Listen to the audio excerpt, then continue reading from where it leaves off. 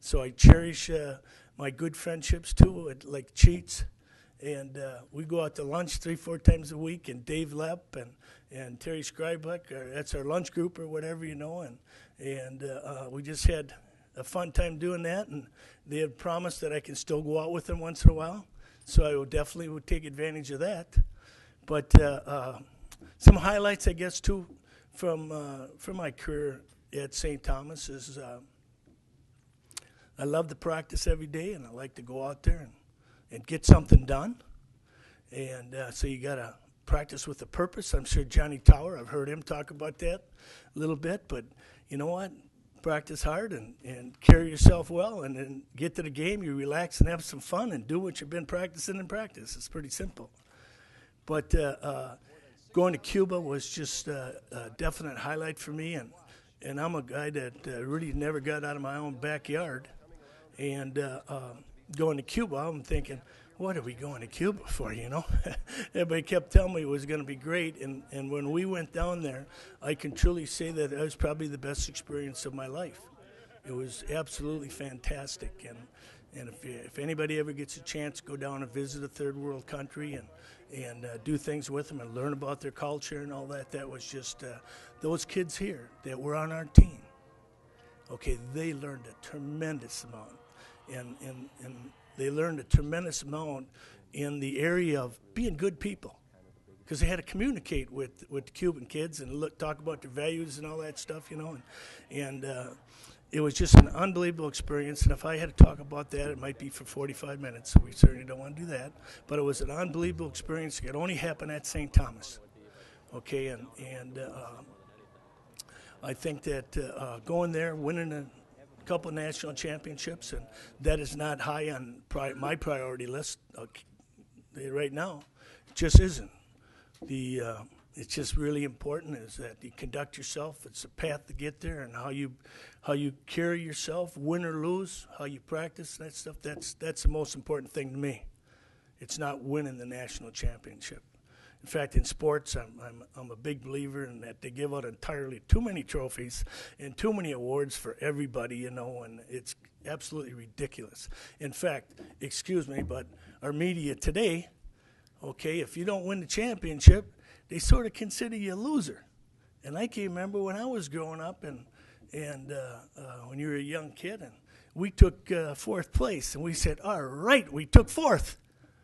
Nowadays, do you think you could ever say that? Kids are embarrassed if they don't win the championship. It's mostly because of the media and the pressure put on them or whatever. But anyway, I'm getting off track a little bit. And I love St. Thomas, and it has been so good to me. And I just can't thank everybody, because I'd have to have a list, be like a phone book, I think. And so you have to excuse me for that.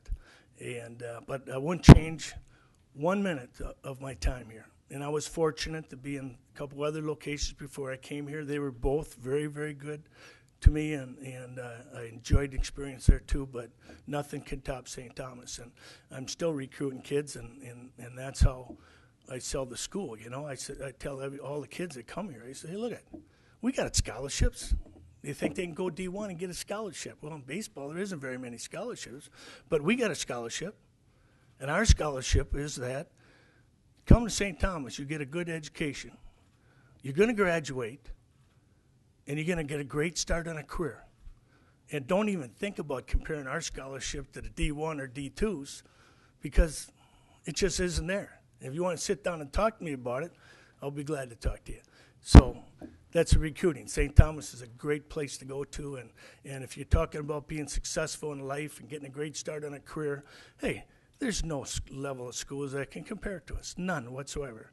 And I feel really good about that, telling them that. And every single kid, you probably remember me saying that to you.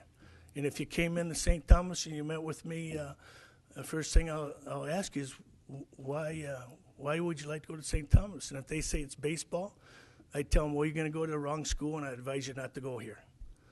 And then I sit down and straighten them out a little bit about what's important and so forth. So, again, this school has been tremendous, and I'm talking a little bit too long here, I think, but I can't ever pay it back enough, and so I just consider myself a very, very fortunate man to be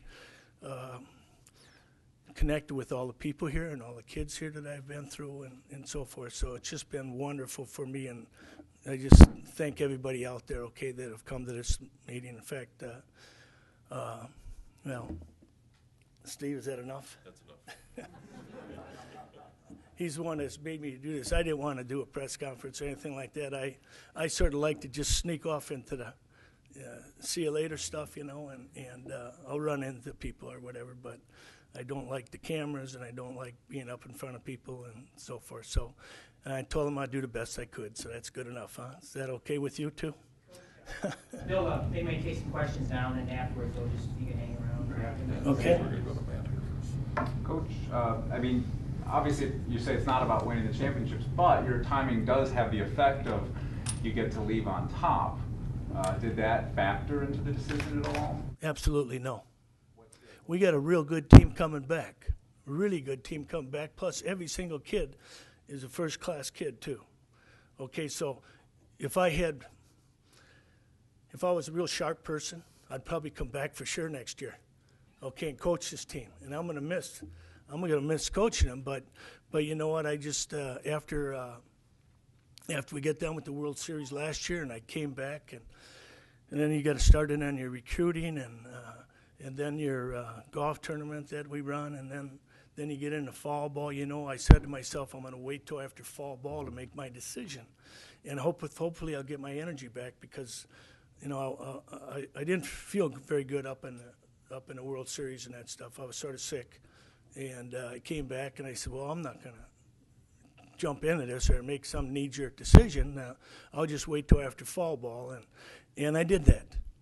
And you know what? And I realized that, hey, I do not have the right amount of energy to do as good a job that I expect of myself, and that they deserve, that the players deserve.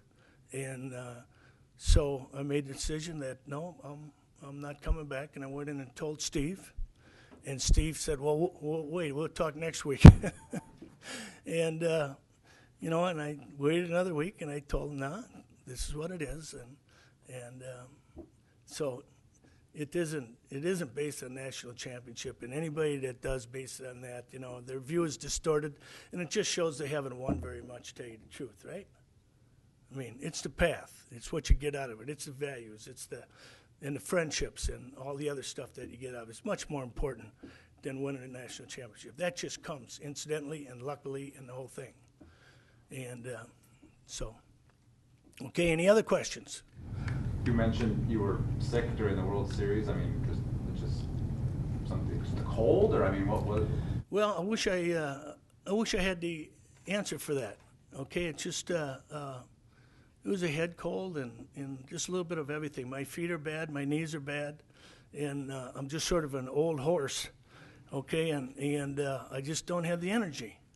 And, you know, being a coach for 43 years gives me a little experience to sort of make that decision, and it isn't a knee-jerk decision. I didn't make it like in one day or a week. I mean, I sat on it for 3, 4, 5 months.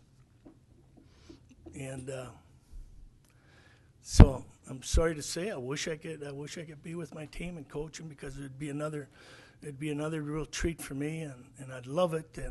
But I'm just not physically up to it. You got to have energy. If you're a coach, you better have energy. Otherwise, don't expect your players to have energy. Okay, questions? Any others? Johnny Tower, you're a psychologist. You must have something. I always see you on television answering questions. I used to coach John in high school, too. John made the All-State team, and he was a first baseman, and absolutely he beat out Chris Winkie at first base, by the way, Heisman Trophy winner. But he was a very good athlete and a very good baseball player. And if I would have been here a year earlier, he'd have been playing baseball.